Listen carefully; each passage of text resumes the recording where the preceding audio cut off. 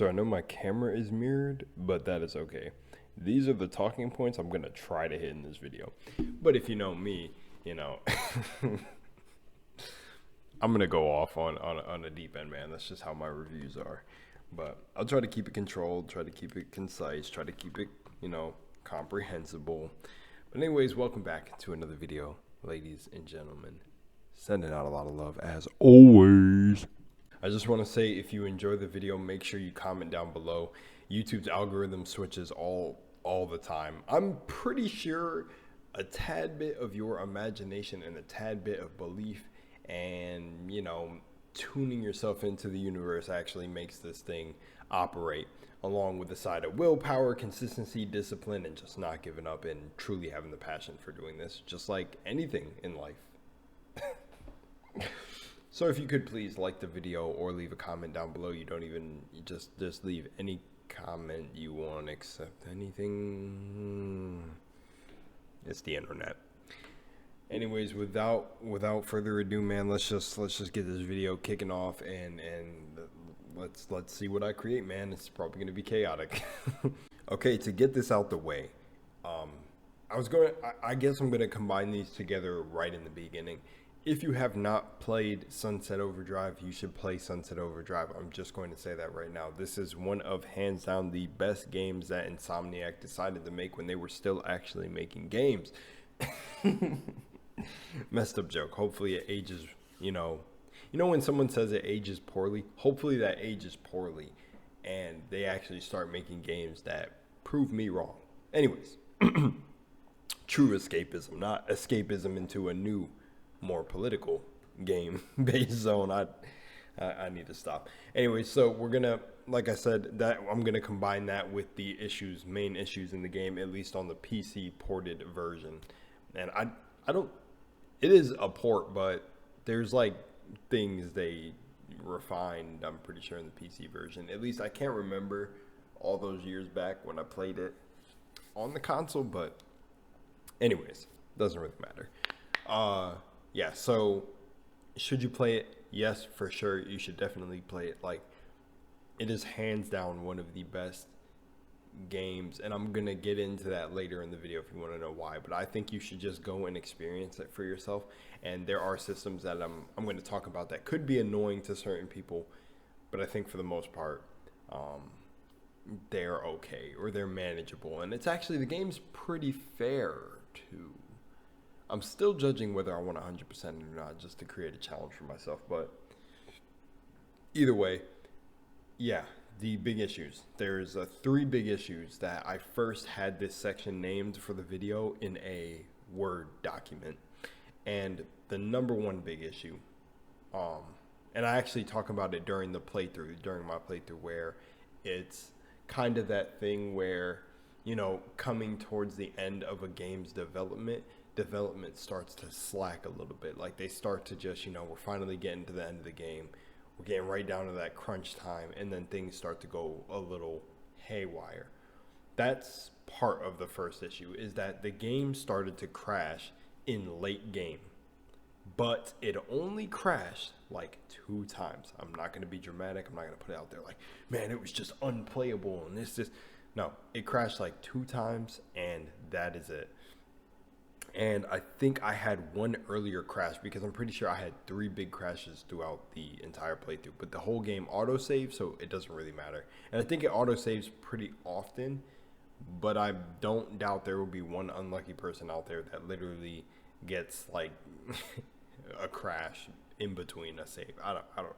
But it autosaves pretty often. The second biggest thing that was a problem that I didn't even really realize, and then there's actually my own fixes. Should I put those in this? No, I'll put those in gameplay. But the second big problem was this audio glitch. So now, I think a lot of games now still struggle with that, and it's not the game itself. It could be your system or the way the computer reads things. But for me, it's almost like the borderless window and windowed mode thing. This game, actually, yeah, that's a feature, but I should talk about that in a feature section. Maybe I should write features down in this. We'll see. Maybe I make it a section. But just the second biggest issue. The second biggest issue is the audio. So for some reason, when I would put my headphones on and then like I don't know, quit the game or try to change my system settings to put it on the speaker, or I'm just like, okay, I want to stop wearing headphones because I'm not even doing like a recording where I need to have it in the headphones and the microphone's separate so the audios don't overlap. I'm just gonna like, you know, record it and then do a commentary over it after. I would unplug the headphones and the whole game would go completely silent. It would like cut silent. And I don't know if this was my own personal issue. I looked it up and I don't know if other videos came up, but a lot of videos on Sunset Overdrive are really old unless somebody is just like covering it now. I wouldn't know. I didn't see any real new videos pop up, but yeah, I didn't see too many on this audio glitch, but it was very strange. It was like every time I launched the game, it was just completely silent. Now, the way I fixed it was plugging in a new pair of headphones, and somehow the audio ended up coming back. I did not question it. I was like, okay, okay. And it ended up working, but it was weird. I could never get the game audio back on my speaker. I don't even know if I can now. I haven't played the game since, but I'm going to launch the game after this and try, because I think I'm going to just play around for a little bit on the game or get some footage for commentary videos. But if from what I know now, I still couldn't put the audio back on my speaker, so who knows. Now, the third big issue, which wasn't a big issue, but I'm saying like a glitch that was just physical and just straight up in your face, was in Endgame. Again, when I got in Endgame, where I think one of the characters or a group of the characters' polygons, like for some reason it was either a cutscene or it was either an action that maybe tried to play like at the same time, like maybe two things in the code tried to play, or like it was a graphical glitch where the character's whole like body was stretched. You'll see it on video if you go back to my final video, where you see the character's just back like extended. And again, when I stopped playing, that glitch was still there too. And I don't know if it was something with the cutscene and something else trying to like interact with each other. I'm not gonna lie, I see now that it's amazing that anything in a game works, but nah, I chalk that up to fire ass human beings being dope. Like it is really cool that everything works and flows together. But yeah, man, this glitch just shows like, man, games could go wonky in any way. It's crazy that a lot of them do work, but it's just a graphical glitch. It's not that big, and again, happens in Endgame. And those are the major problems that I have faced with the game. I don't think I've had a problem with enemy spawns. I don't think I have a problem. I think maybe once, and that's why I said that, but I don't think I've had problems with enemy spawns.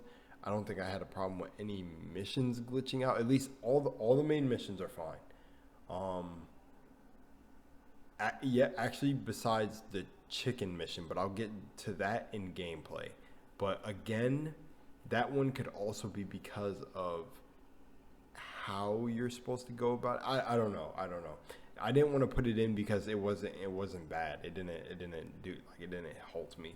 But that's really it for big game issues. I mean, I really didn't run into anything with traversal.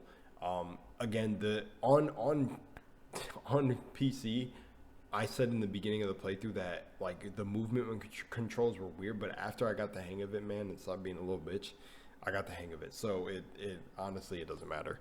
Like you can learn the controls on PC or just plug in a controller. But I'm saying learn controls like you're about to learn how to fly an airplane. It's not like that. It's just like to flow your fingers between the keys. Yeah, but I started killing it in the game, so it doesn't even matter. Yeah, and I think that's it, man. I don't think I've had a problem with enemy spawns. I don't think I've had a problem with enemies' health. But that'll all go into gameplay. I don't think I've had really anything glitch out. There could be some side missions in there that are not good, but I would never know because, you know, I didn't do any, or I didn't 100% the side missions during the recording. You know, mostly walkthroughs, you want to just put the main missions, and maybe like one or two side missions, but you mostly want to do the main missions, at least how I do things. But yeah, I didn't play all the side missions, so I don't know if there's any glitches in there. And yeah, and now we move on to the next section. See, this is why I don't really prepare for things, because I'm over here already switching up the kind of rough draft I had written for like a little guide to follow. And I like already want to switch up because I don't know if I want to talk about the story now, story later, gameplay now, gameplay later. But I think I'll just go based on how I have it written and throw little things in there. So next I have story written down. So we'll do the story next. I was feeling about like doing the story at the end because I feel like you would want to hear about gameplay to see if you would want to get into it right now. But I think the story is easy to just get out the way because of how the story is structured within Sunset Overdrive. So I'm going to try to do my best to tie this all together. I'm not going to really spoil anything like in terms of the story and the endings, but I'm going to explain an overview, like a holistic thing of all the things that sort of come together. One thing you have to understand, basically it's like this. The world has not ended, but it has ended for Sunset City. I think that's the name of the city. And it's basically a power or like a energy drink apocalypse where everybody who has drunk this energy drink, and not everyone, has turned into OD. The OD in the game are exactly what you expect. Overdosed, or in the game, since the drink in the game is OD, I think the first guy who tells you about him, Bill, says they're overcharged drinkers because that's the drink. But, oh, it's 11:11. That's cool. I looked down at the clock really at the time. Look at that, 11:11. But overcharged drinkers. So overcharge is the energy drink that like went, I guess, like it's weird. It's like this town was literally like the dude, like I need to like take a shower or something, man. The what can I say? It's like a literally like Sunset City is literally like the mascot town for this. It was like it's ground zero for what happened, and that's really it. But the way you move around the city, it's like if you took New York City and like Nike monopolized New York City itself. So like when you came into New York, you didn't even see other cultures and shit. It was just signs of like overcharge all over the goddamn place. Like everything was infected with overcharge. That's really how I see it. And I don't know, something in me is just saying that now, but it's like I feel like that's one of the jokes to the story, is that like this whole town is like one big ass billboard for overcharge. Like even the ads and stuff are like just overcharge related.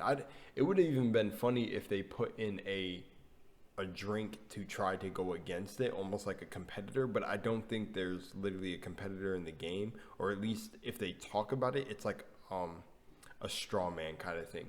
Like they attack they do a broad statement where it's like, oh, all other energy drinks don't compare to this one, but I don't even know if that happens. But pretty much Sunset City is imagine like just way smaller than New York City, but imagine New York City just only this whole apocalypse only affecting New York City, and people not really knowing what happened there. And yeah, I don't know, and an energy drink causes people to turn into zombies. That's really it. I can't if I sit on this too long, I'm gonna be talking about it forever.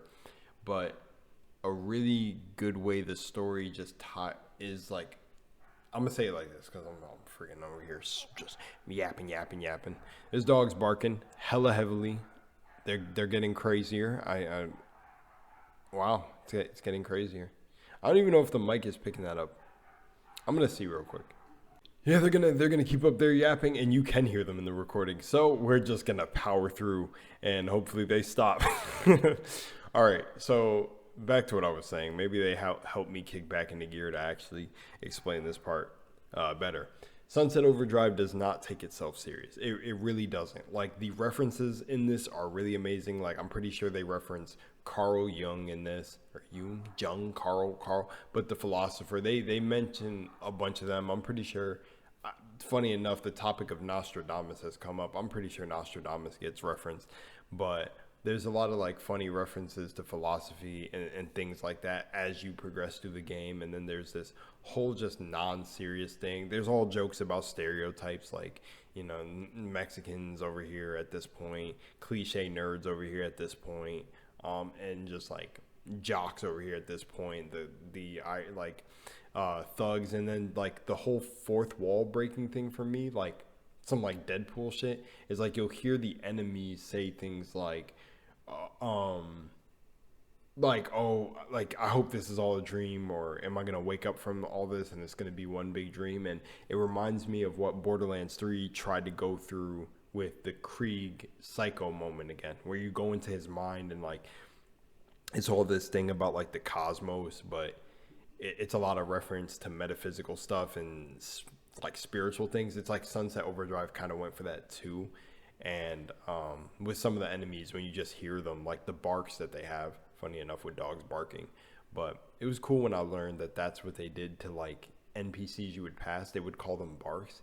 And it's funny because like, when you walk past a dog, sometimes it barks, and it's like the bark is like when you pass an NPC, and it's like their default thing to kind of make the world seem real. That's fucking really, really cool. But the NPCs little barks, or the fighter ones, the ones that are hostile to you, the hostile AI, they'll say things like that.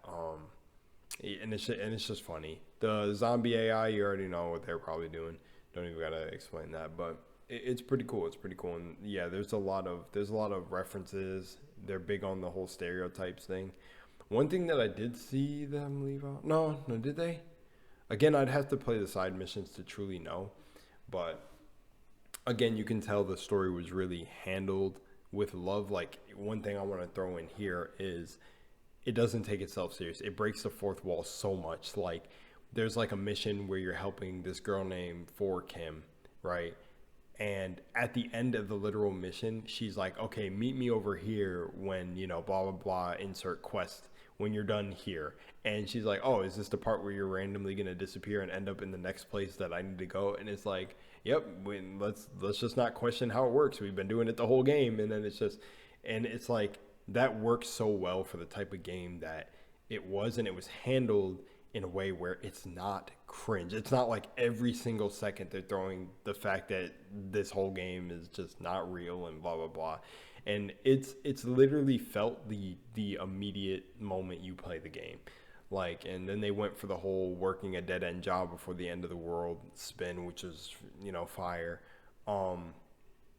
And it's just every like stereotype and cliche was done right in this to me. Like, you ended up helping the Oxford nerds, and it's just like even that's funny because you do missions that are literally pointless for them, but they won't go out and do themselves, and just it's like cool. It's just really cool. And then the way they combined like samurai, it's like they made their own stereotypes.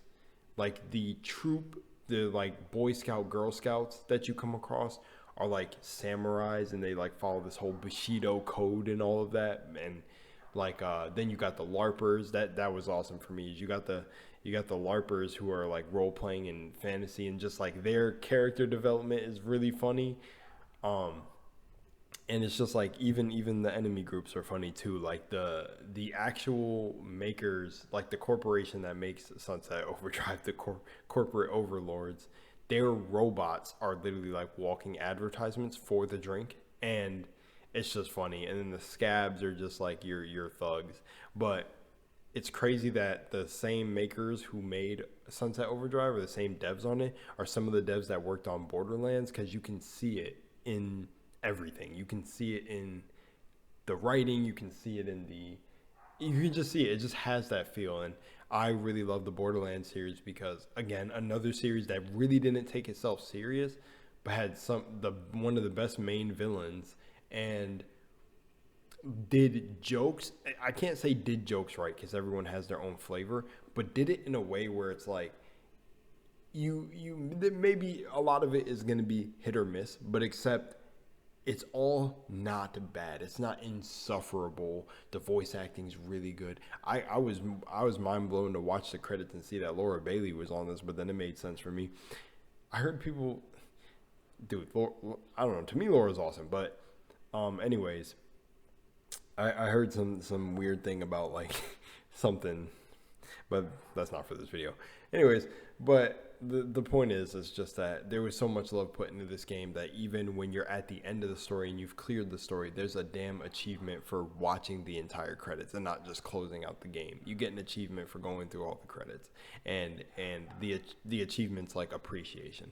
So that should just show you the love that's in this game. I really think it is it's just a great game. Like I have nothing but praise for it. It's just good. It's just the references, the weapons. There's so much love, but that'll be at a different part. But I'm telling you, it's a great story because it's so simple, and then it just doesn't take itself serious. Which also, when something doesn't take itself serious, like right off the bat, that can be bad or good depending on the person who's doing it. But they came together and made it work. It's not a cringy not taking itself serious where it's like everything is so over dramatized and things like that. It's honestly, this game is like Thanos' baby. It's just perfectly balanced. I don't know what to say, but it is perfectly balanced. I don't even know if there was like 1 or 2 points where I cringed. And this is like really trying to remove my bias from it, because I still think there's other games that I played that actually like just knocked my socks off completely.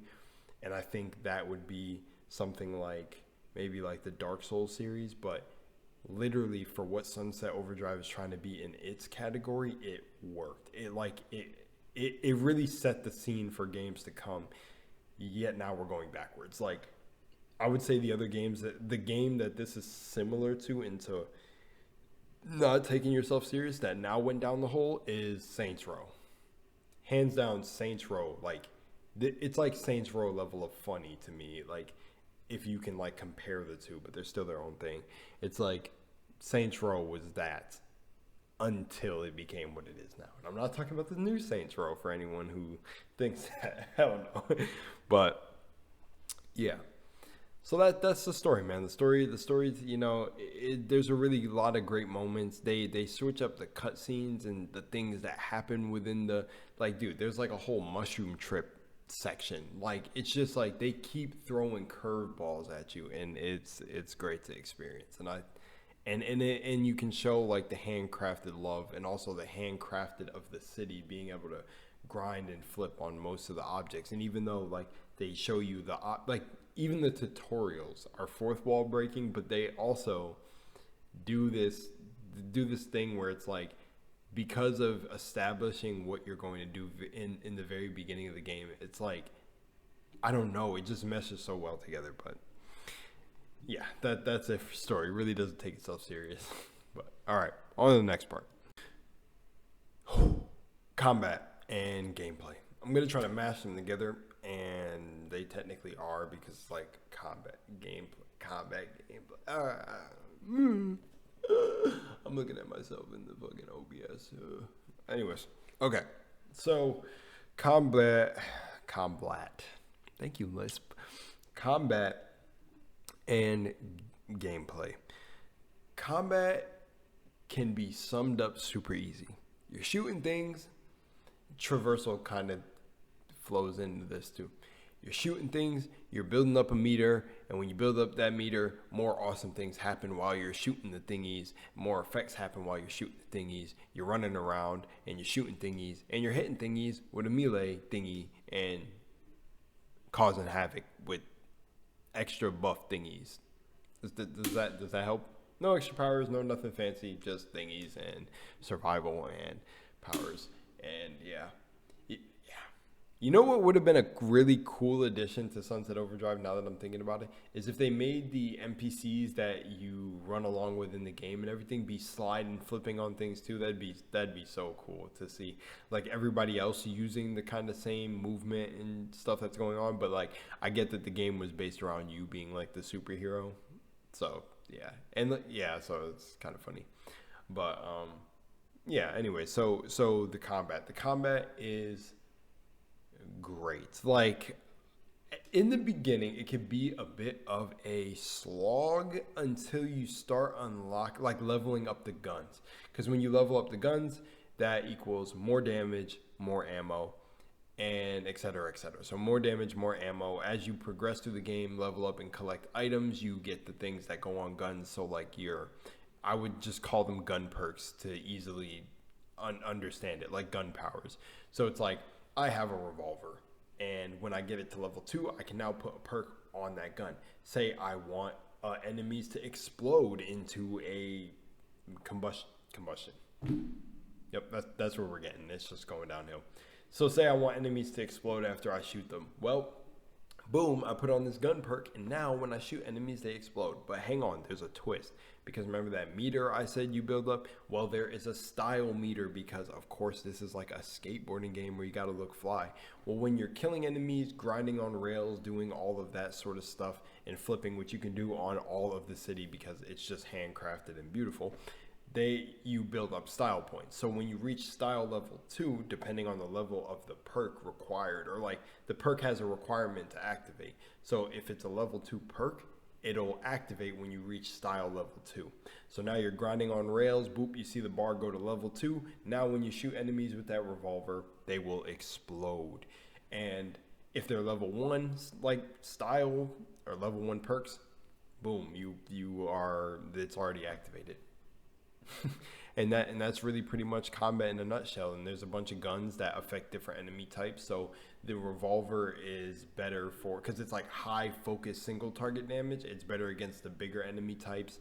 It's honestly better against everything. The revolver is hands down one of the strongest weapons, but it was so annoying for me at the beginning. I don't know if it's just me, but it's just me. I do not like the revolver in the beginning, but it does get better. And then you get it to level 4, and then you can put on. Also, your character has the perks too, so you can put perks on your character eventually. But again, I almost feel like there's not enough slots for some of them perks, man. I would say if I were to add things to the gameplay of Sunset Overdrive, that is what I would do. Since it doesn't take itself serious, I would literally add a just straight chaos mode where you can put like, maybe that's overkill, but like you can put 6 perks I think on your character. So imagine 6 more, like, or just a full wanna go super I'm the main character thing, but you are anyways. And they did a good, and that's why I also want to say it's actually cool how they did it, where they did it to where you definitely are the main character, and it's literally like the main character doesn't die. That's the whole joke they make through the story, is like, oh, I'll just respawn. Like literally they make that joke. It's great where they balance you out enough where you're really strong enough. I don't even think there's a difficulty scaler in the game. I'm not sure. I can't remember because again, once you hit like new game and then you get through to just playing the game, you forget if there's even a difficulty meter if you can't switch it in the settings. And I don't even think there is, but I would have to start the game and remember and see if there is. But the game is like pretty, I use the glass cannon build because one of the perks is it lowers your health, but it makes you stronger with all your gun damage. And that's what I would say. Ultimately, if I were to switch up the gameplay, I would make it so the perks were a little bit more balanced around each other, because I just feel like for at least my playstyle, but maybe obviously everyone has a different playstyle, that there were definitely perks that outshined other perks. And then for that, add like a chaos mode so we can be the overpowered main character that just beats everything. Because in the game almost runs the narrative of making you feel like that, like you're just this overpowered MC. That's what I like too about the game. They literally name you player, like you're the player. So it's just good. It's really good. And yeah, with that said, that is pretty much it for gameplay. I mean, we'll throw traversal in, so it's not it, but traversal is very simple too. You're sliding on rails, you're like skating on rails, you're flipping on street poles, you're wall running, and it's just fire. You get an air dash. Oh man, actually let me talk about the air dash. The air dash opens so much up for comboing the slides and the even one of the combat things. So this is actually, yeah, never mind, we're gonna get into this. There is an air slam that you get with your melee attack where you slam the ground and then you bounce up. You can combine this slam with bouncing off the cars. So you can that's actually what I should talk about. You know what? Let's go into the next section. So to wrap up combat, I'm gonna say this. The combat is fire. You can switch to the guns. There's actually a slow-mo mode. It's on keyboard and mouse. It's Q. When you press Q, it slows down time. But this is actually one of the things that are a little bit finicky in the game, where you press Q and then you switch to a weapon and it's supposed to take you out the mode. That doesn't always happen, at least with PC controls. But there's a little Q that lets you slow down in midair, and you go into this bullet time mode where you can switch guns and combo guns together. Now, I'm telling you, this can get pretty chaotic with the perks that you can put on guns, and you can get really creative, which I'm sure you've seen me do through my playthrough. And if not, man, just go look at it. But yeah, so that's really it for combat. There's perks on the guns, perks on your character, perks on the melee weapon, perks on perks. and it really gets really, really cool. But it would have definitely been cooler if there was a way, like if guns for sure needed a tad bit more ammo at times, though you did get to slot 10 guns, so it depends. The enemy only system, or I don't want to say enemy only, but enemy specific weapon types was a bit annoying. That could be a bit annoying for some.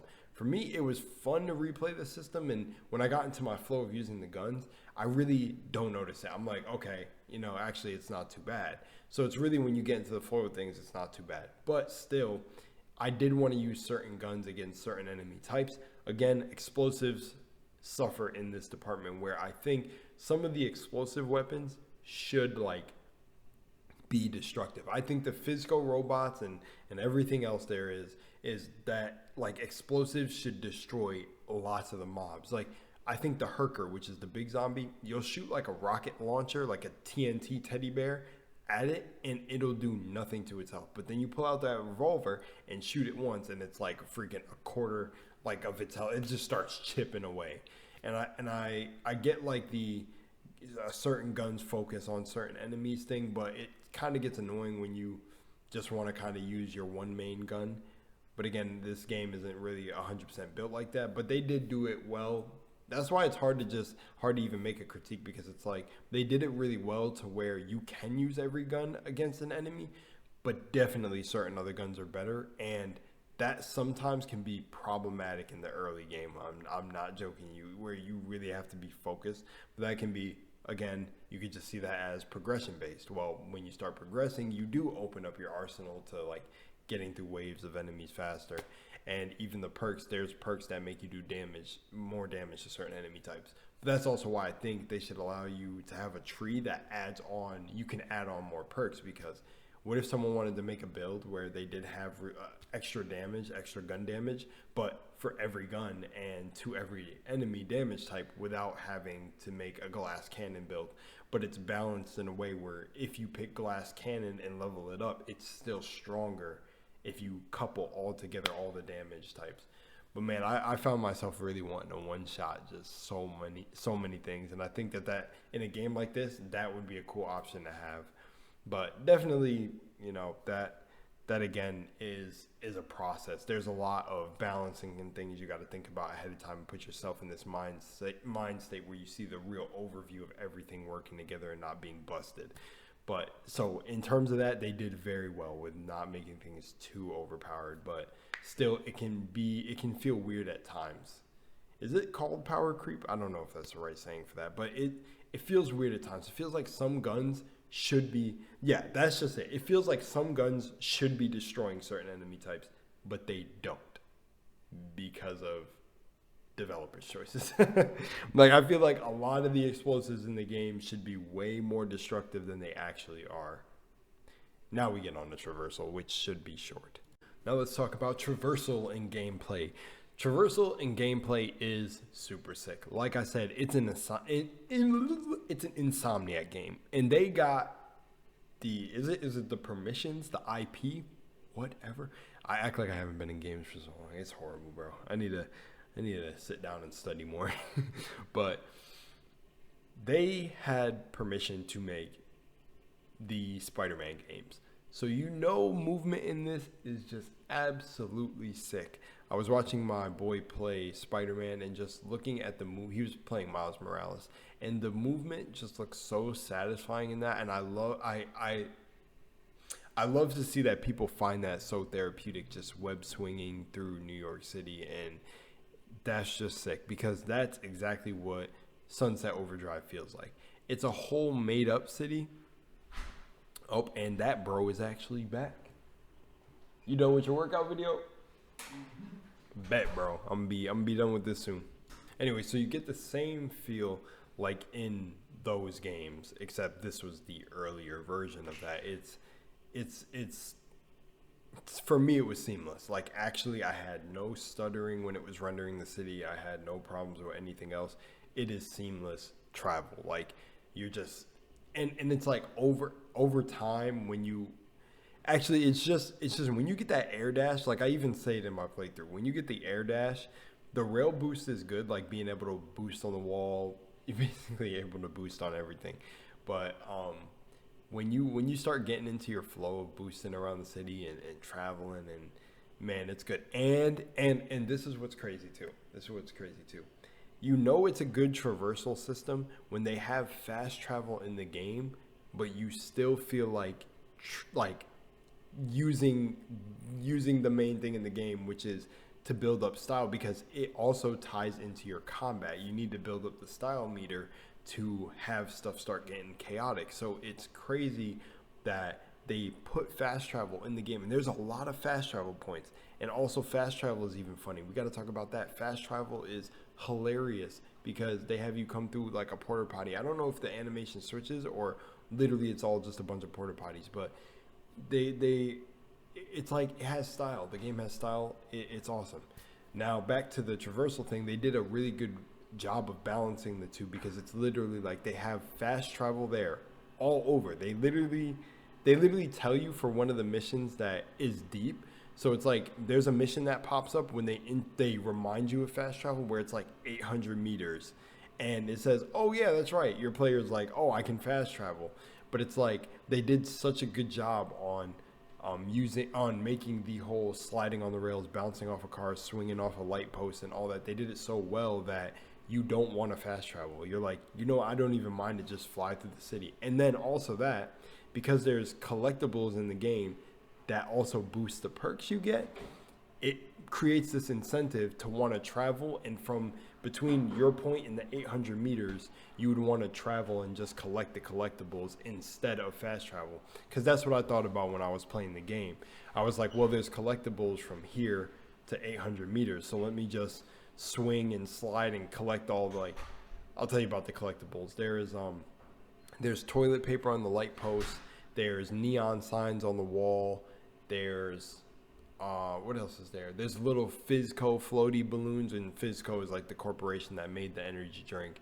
And then there is what else? What is it? It's toilet paper, neon signs, Fizzco balloons, and there's one more that I'm forgetting, I think. Oh, and then there's cameras around the city, which it's like their surveillance. So while you're traveling, you're jumping in the air and shooting the cameras, wall running to collect the neon signs, flipping on the light post to grab the toilet paper. And that just creates incentive to... And what's also awesome, and I don't know if this is just my mind trying to synchronize everything and say it's like synchronistically lined up, but they're genius for thinking literally the bouncing will get you the Fizzco balloons, flipping on the light post will get you the toilet paper, and it's funny because bouncing gets you the floating objects, flipping gets you the toilet paper, which is flipped around the light post, and the neon signs are jutting out the walls, so you'd have to wall run into the neon signs, and then the cameras are like you would slide and shoot them because you're mostly sliding and shooting the cameras you see. So it's like crazy how they thought of that with the traversal.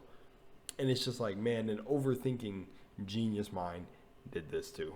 So, it's just great. It's just great. It just works all well together. So, yeah, it's like you don't want to use the fast travel because from between you and the 800 meters that there's a bunch of toilet paper, Fizzco balloons, and everything that you want to collect. Now, I don't know any insane person that went through collecting all the collectibles before they finished the game. So you will definitely have a lot of things to collect from that point to the point of wherever you have to go. And that's what I always opted in doing because collecting those things also plays a role in the game of getting better perks.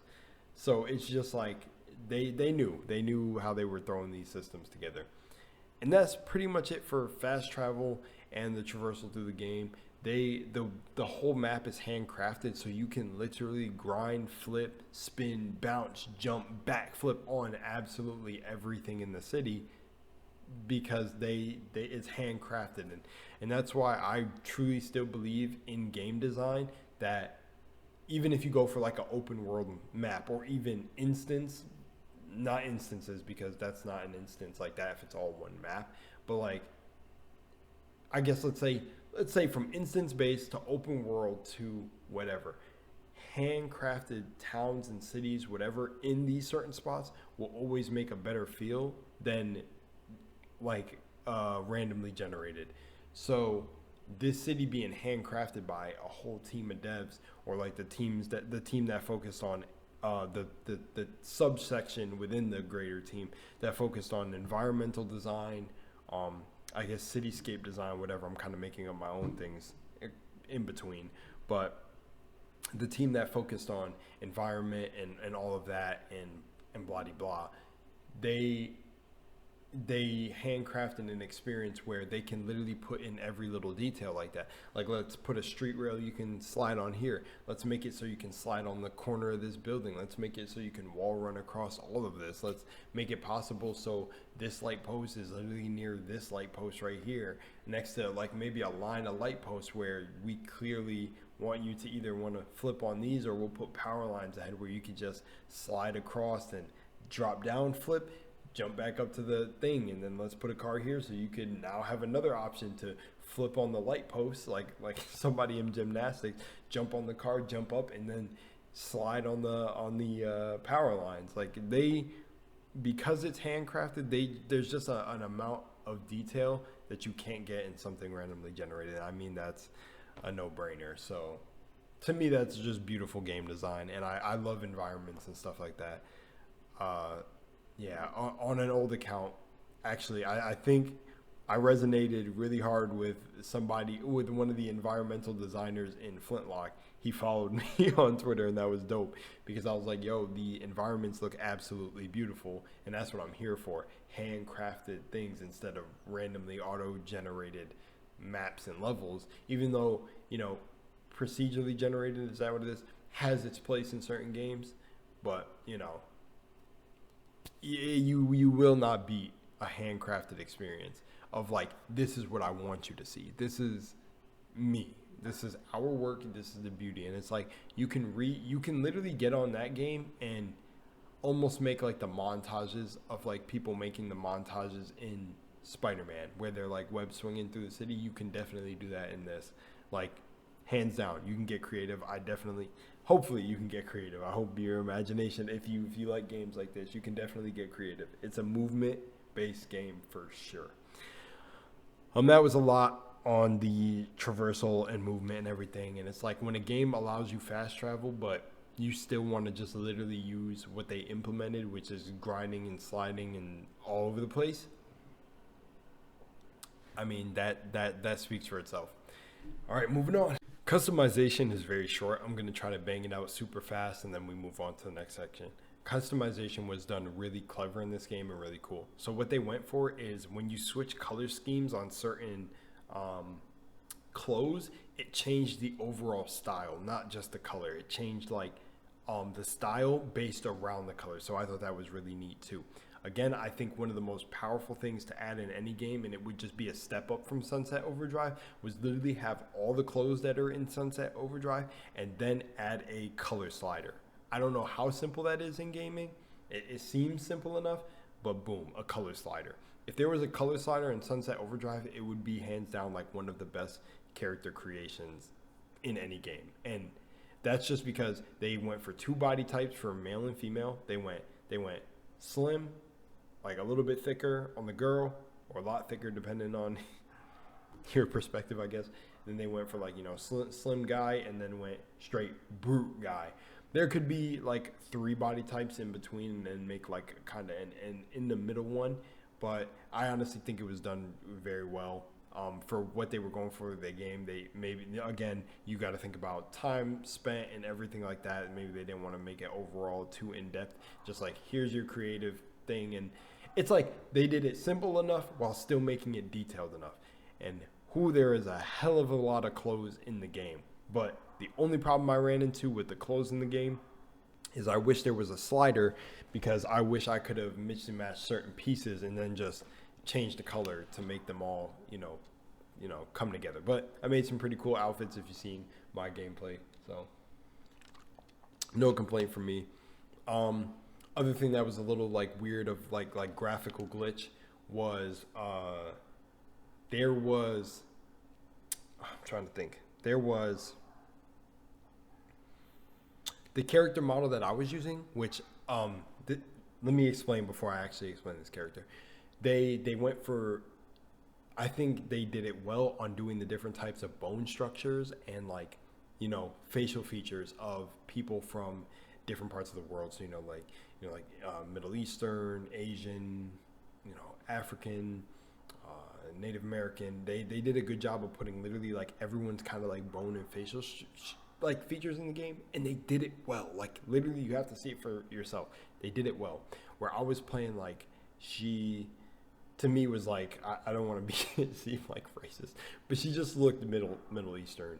And the one little glitch with that was like the eyelids on the character, but that could have been something else too. But I don't know. It didn't really affect it too much, where it was immersion breaking for me, because the game didn't take itself serious anyway. So it was like nothing could really break that immersion, really, if things went wonky. It just seemed on brand. It would have been funny if the game even crashed, and when you got back in the game, they acknowledged your game crashing. That would have been funny.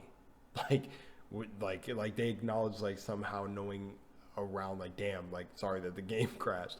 Like, that's how fourth wall breaking, but in a good way, this game was.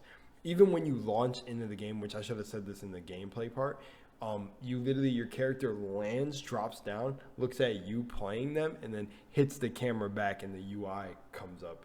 And it's just genius. It's just love in the older games. There's just so much more love in some of the older games. Now, going back to character creation, there is a lot of creation in terms of clothes. Like, I think one of the biggest things when it comes to character creation, depending on the game, I guess if it's like an RPG, you want to style, you want to make the character, some people want to make the character look as close as them as possible. Then there's the people who want to make just the crazy, ugliest abomination that there is.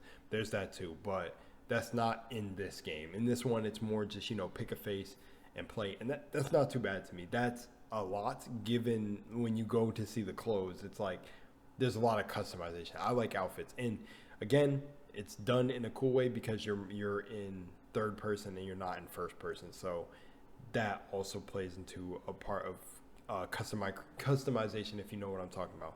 When you're in first person games, I really don't care for customization too much, because it's like you're not even going to see your character. Sometimes the outfit, if you can see the body, but in a game like this, they did it really well for the time it was. I'm pretty sure, what was it, Sunset Overdrive came out in 2014, I'm pretty sure.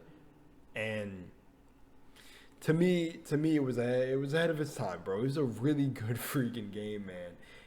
I want to give all the devs that worked on that their praise, bro, because I'm just not seeing the same amount of love put into games nowadays. But that's pretty much it for customization. It's very simple, very straightforward, but there's still a lot of varied stuff you can put on. Again, one of the things that another thing that suffered in customization in this game is helmets or hats.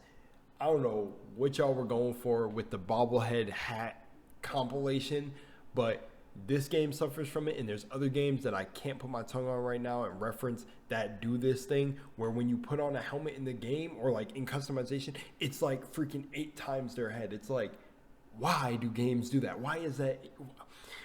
I can't fathom why they do this. Why do you guys do that? You literally make the helmets like 8 times the player's head. Stop that. Just make it fit to the head. Make it like a normal backwards baseball cap. Like, I think I got a beanie in here. Do I? I don't know. But like, if you got a headband or something, don't make the headband like out here. Like, it's weird. It's such a weird thing. I don't know. And I get my 2 locks that are under there.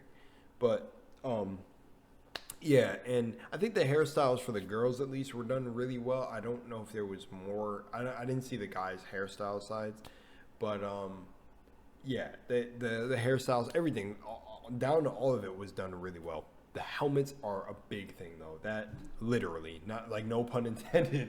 The helmets in certain games, they like make the helmets like huge around the character's head, and I'm like, who is doing that? Is that something with like the character model glitching out? Like they try to, I don't know. I don't know. Stop it. Even make the character's head clip through the helmet. I don't care. Just make a helmet look more fitted. Don't blow it up. They got like a triple XL baseball caps backwards, bro. I don't understand that. And it's most of the hats in the game. Like, yeah. I don't know if it's supposed to be comically large hats, but that is a cringe joke if it's in every game. To me, we don't need comically sized hats.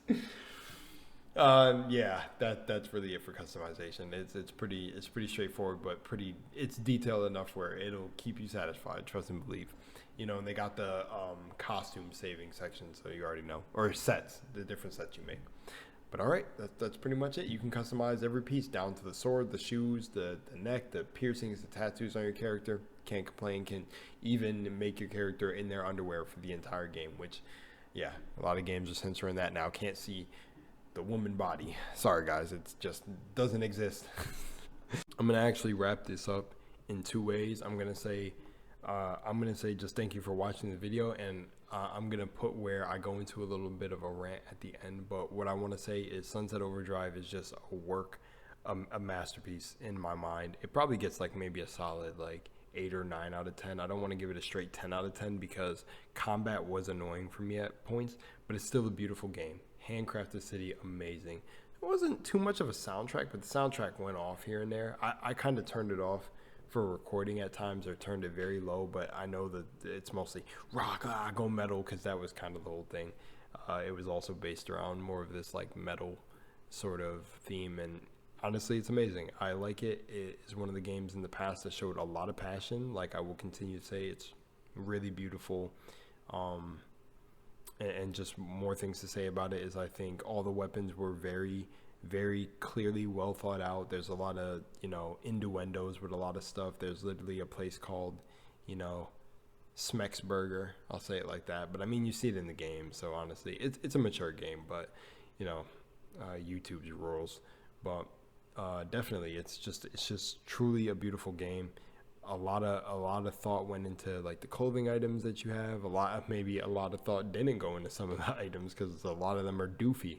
But it's truly a game that has style. It's truly a game that they definitely loved and enjoyed making because they literally have an appreciation achievement. And I think that's one of the coolest things ever when the game ended and it said you watched through all the credits. Like, thank you. Like, and literally I sat there and watched most of the credits. I didn't watch all of them, but I was sitting there and reading them like wow, like everyone that worked on the game and made it come together. So it's a beautiful game, truly amazing.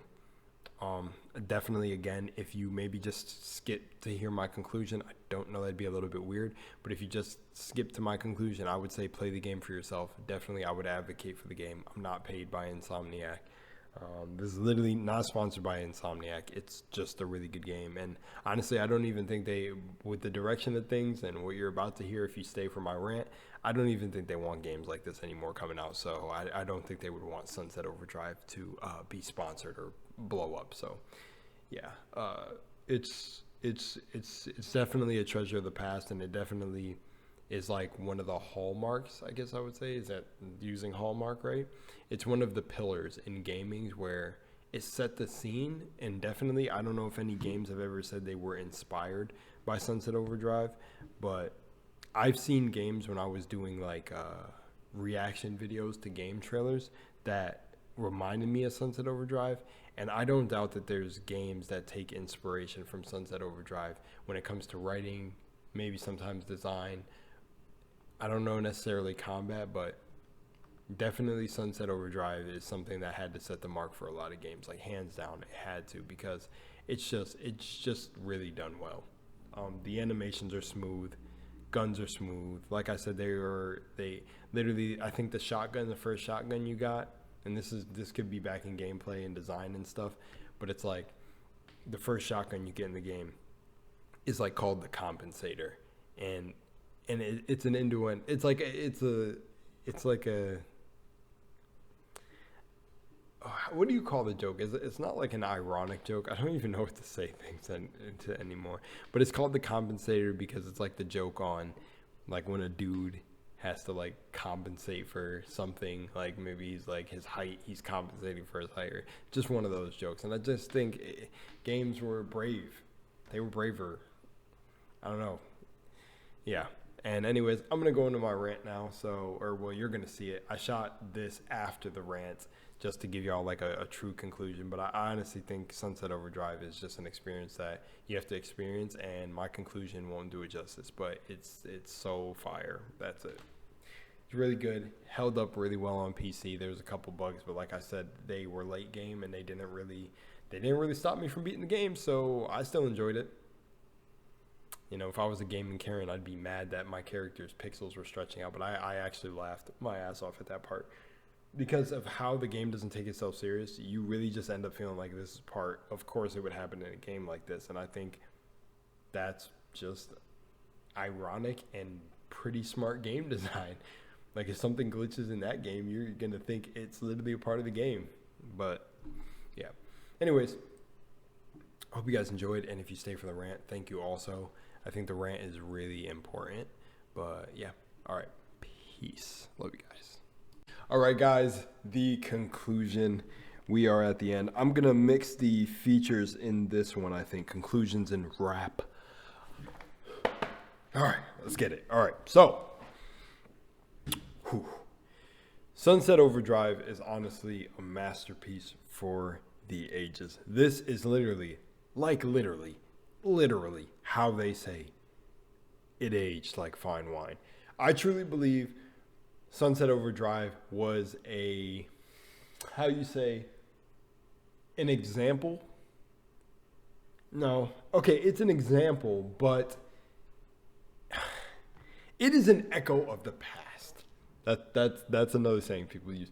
It was an example of when passion was literally a sexy character trait of people. What happened? In my playthrough, if you go through my whole playthrough, you hear me rant at one part about like the things I was seeing in modern gaming. You know, there's many YouTubers I could reference.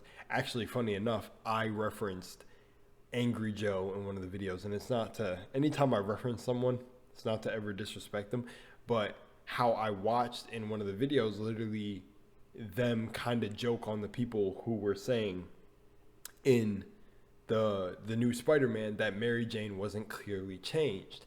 And then I saw another dude, which blew my mind because I got a video about Melanated Brothers coming out, but a black YouTuber who literally said, like, nowadays there's gaming Karens. Like, I don't understand people saying these aren't our games. Well, this is the moment where I actually take a stand, and all jokes aside and entertaining, being a little bit over dramatic and being my hype entertaining side, I'm gonna calm down for a bit to literally deliver this to you. You are literally ignorant if you do not see what they're doing in gaming.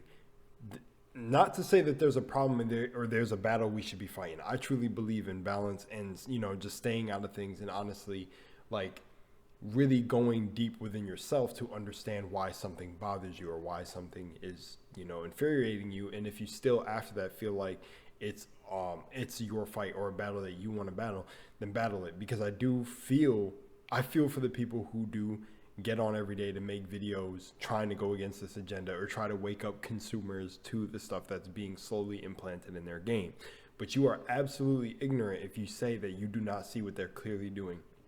One thing that just felt totally disrespectful to me was I literally watched an interview where people will literally cower, and I think it's just too literally title and status, to one of the writers or the devs on Insomniac Games for the new Spider-Man say that we are injecting in the game what people don't know they like yet, but we're basically going to make them like it. And it's like, from all the spirituality I've talked about, from all of every video that I've ever released in any form talking about like just everyone just being humans, and like, I don't even want to say the true inclusivity, but the way you do it, where you just accept everyone there, we don't have to insert in games. It's like from every video I've done, everything about being your own power, all the motivation, everything. I just cannot fathom how people exist to where they do not see agendas like this, to where they're literally getting openly manipulated. Like the dude literally said, I don't know what kind of styrofoam ear blockers, ear wax that you guys have in your ears, to literally see one of the lead people on the game say, we're just shoving this basically down your throat, and you don't know you like it yet, but trust us, you're gonna like it because we're shoving it down your throat. A person can say that. And it goes back to my video actually that I just uploaded when it hit 12 about people just blindly accept anything. And that is actually the problem when it comes to historical events or anything. I'm trying to just holistically throw everything together in one pot, but literally how they pacify you and get you to blindly accept things. It's like, imagine saying that to like your mom. Like I've heard so many good analogies made that I can't even think about a proper one to put. But think about that. Imagine you went to a restaurant. This is one I've heard from a YouTuber, so it's not my own, but it's just so simple and straightforward. Imagine you paid for a product. This is how they're advertising. Like, okay, you don't always get some things that are advertised exactly like it. Sometimes you don't. But you're still paying for a product. And the person that's giving you the product is supposed to be creating an experience for you. So now imagine, because of the state of the world, this product that you were paying for is now going to have something shoved in it that you never even, like, that the person who's making it is saying that you just don't know you like, but you're like allergic to it. Or it's literally just not as advertised, but they're going to give it to you anyways. And you just don't know you like it yet. See, and here's the thing, right? When you're hearing me relay this back to you, it sounds confusing, right? That's how doublespeak works. That's how deceptive, manipulative speech works. That's what I mean. How, like, when you go back and actually see this clip, and I'm gonna admit I'm too lazy to bring it up, but you can find the interview of him. It's whoever this guy is. I don't know his name because I really just don't care that much about this, but I do care about the fact that it speaks to the bigger populace of how people just let things slowly infect their communities and slowly just get infiltrated, and now everything's screwed. Like, it's too late. It's been done. Where, I'm hearing people talk about, should they have kept gaming from certain people? And you look at what's happening, I'm almost like, damn, like, yeah. I don't ever want to say you should gatekeep anyone, but I even feel that about spirituality. You know how many fakers are on here running around just spouting a bunch of nonsense when literally, like, your spiritual journey is your own. So there is nothing on the external of you that you would need to acquire to boost your spirituality. There's no guy you need to listen to, no girl, no guru, no nothing. It is your own journey. You came with a different set of things to do. So imagine, it's just like, dude, my mind is throbbing with how it's literally every community in slight differences, slight different context for certain things, but all at the end of the day, it's the same overall, coat of paint. I don't know how to explain it. It's like the same overall concept of what's going on. It's like it's happening in every community where there's just this injection of like corruption. That it's just whatever this thing is, it's corrupting everything. And it feels like there's only certain people who have the third eye to see this shit. But it's literally like crazy. When I seen it happen in the gaming, I was not shocked. I was like, oh yeah, this, like, the gamers are getting it like how I feel about spirituality, but I'm a gamer too. So it's happening in two fields I'm very passionate about. It's crazy. And one thing that I pointed out to someone is, what's crazy? Still to this day, when you can resonate with a main character that doesn't have to look like you, it's funny how they're inserting themselves into a game, and then they're still not inserting black people. Like, they're not inserting us, the me's that exist, that are not for BIPOC, because I feel like all that shit's a scam. BLM, not any of that, but they're still injecting that because that's the agenda, and they're not injecting Native Americans or stuff like that where it's like where it's naturally appealing, charismatic, maybe characters that everyone can relate with that goes through some sort of thing. No, they're not doing that at all. They're not doing that. And you don't see us protesting for us in games, more black people in games. Bro, no.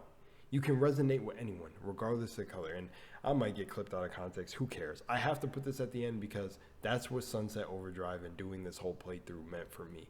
Is that there was once a time where things were just about passion and not about this BS that's out here now. And I don't know if I'll continue to talk and make videos on it. I dropped a modern gaming video where I kind of, said that, but I felt like this really deserved to be at the end here. So, yeah, man. I mean, let Sunset Overdrive, like everything I talked about this video and even my playthrough, speak for itself on what games used to be, which were games. Fun, escapism from your regular life, nonsensical, fun adventure, and not a political self-insert. And then it's sad because it's also exposing the people who are ignorant, who are literally not doing their own research or seeing it happen right in front of their face and being like, oh, whoa, I can't see what you're talking about. I just happen to be looking at this. It's right in front of me, but my eyes work like this. It's like, dude, it's sad. It's really sad. But man, if you've gotten through my rants, honestly, I'm gonna leave it too. Like, I would go back, see, knowing me, I would go back and kind of put that, like, I'm about to rant and then put the true conclusion. No, I might still do that just for people who want the conclusion. But yeah, I'm gonna call it conclusion 1 and 2 and then edit it together. But yeah, just for this sort of rant at the end, it's like it's truly sad what's happening in gaming. And I'm seeing so many YouTubers, even the ones that, like I said, I'm not even gonna hide from it, that are colored like me, actually like a part of the agenda just because they're fans of what's being manipulated. So it's almost like the thing is like, okay, well, we're like, look, they can take it. You can take a lot of weight on your shoulders. It's like, bro, that's kind of what I'm saying is like, I'm someone who can take a lot of weight on my shoulders. I literally, just for reference, nothing to do with ego. My uncle told one of my girlfriends back in the day that, Yorel is a dude who puts a lot of weight on his shoulders. Like, he has a lot of weight. There's a lot I think about. There's a lot I contemplate, whatever. And you need a strong woman to be able to carry that weight with you, And, you carry your own weight, but that's what a support system is, or having your partner. And I think about this, and I'm like, yo, they're really just testing the weight of a lot of you motherfuckers. They're willing to see how much bullshit you're willing to take before you break. And I'm just glad that I'm not, like, fighting this fight every single day, because I can see how a lot of y'all are already snapping or going crazy, because it's like, yeah, man, it's like they're shoving this, they're like forcing you to go through something down your throat. And it's not an enjoyable experience. And if you're one of the ones who are just enjoying a game because you're a fan or whatever, they're using you too. That's all they need. They just need you to make it look like you support the game. And look, this goes beyond gameplay itself. Because there's a lot of games out there that, to talk about the one YouTuber that I seen talk about gaming Karens, is to say this, is games are still enjoyable. I think there are the extremists on every end of this that are doing the most. There are the people who are just hating literally every game for sometimes literally no reason, and there are some things that you can ignore in games.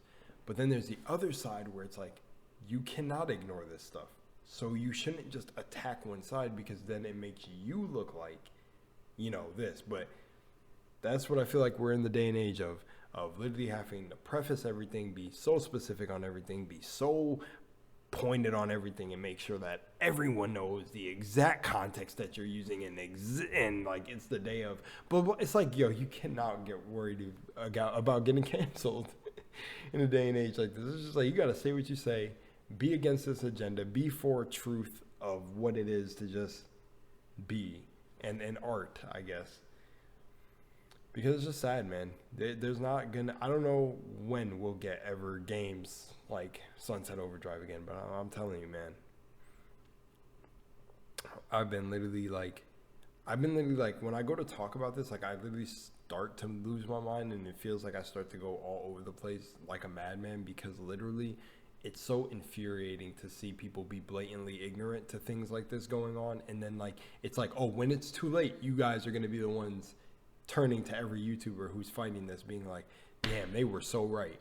But selling my soul and being a part of the agenda was way better, or being scared to speak out about something is way better. It's like, no, I think when you know you need to take a stand on something, or you feel in your heart that you got to speak on something, you should speak on it.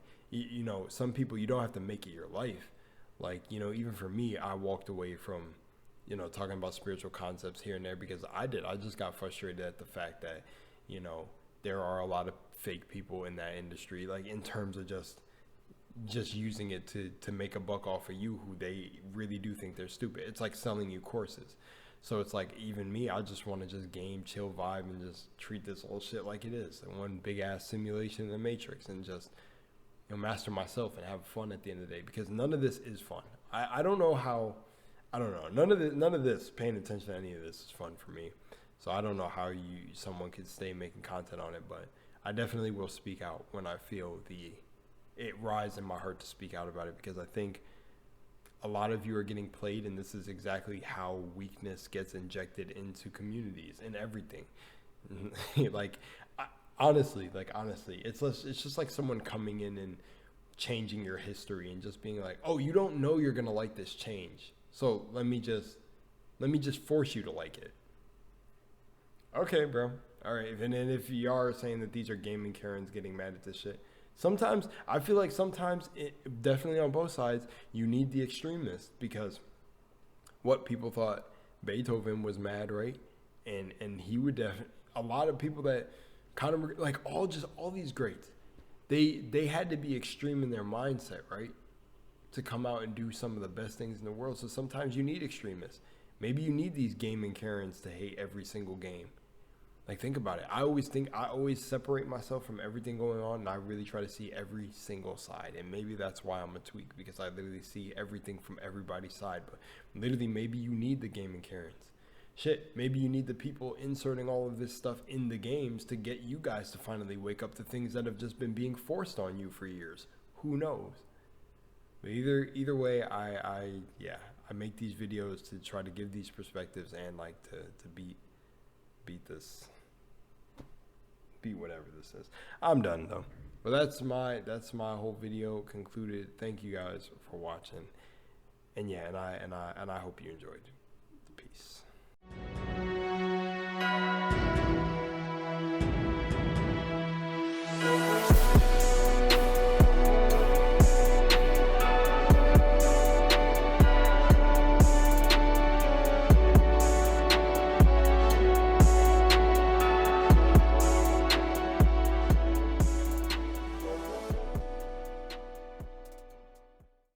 Humans consume responsibly. That is all.